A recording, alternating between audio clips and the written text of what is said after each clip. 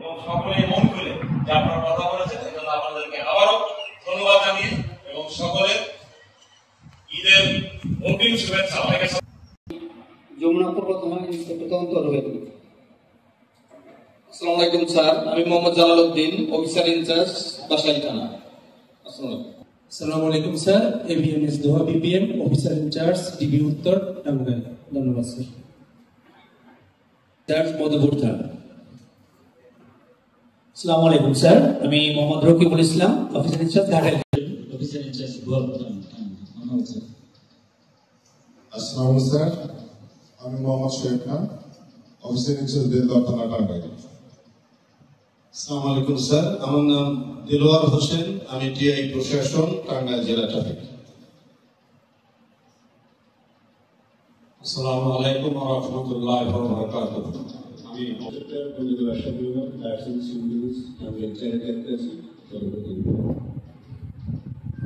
আসসালামু আলাইকুম স্যার, আমি মানুষ হোসেন, যুব সহকারী পরিচালক, এভিডেন্সিয়াল রেফারেন্স 14 সিরিজ 3 টাঙ্গাইল।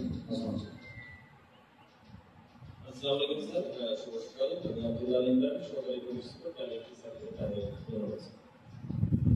আসসালামু আলাইকুম স্যার, আমি মোহাম্মদ আব্দুল আলম, অতিরিক্ত পুলিশ সুপার। আসসালামু আলাইকুম, Farzana Akter, senior assistant commissioner and executive magistrate, general cadre of Tangail. আসসালামু আলাইকুম, আমি ক্যাপ্টেন সাকিব, টাঙ্গাইল সদর আর্মি।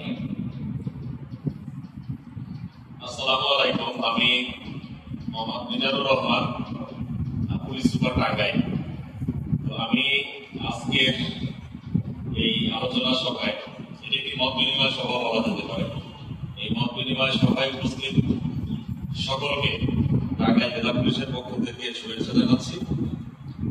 যেহেতু রমজান চলমান, আমরা চেষ্টা করব দুটা পয়েন্টে কথা বলে আমাদের আসল যে পরিকল্পনাগুলোর সাথে রিলেটেড জায়গাগুলোকে বেছে নিয়ে সেগুলো নিয়ে আমরা আলাপ আলোচনা করবো।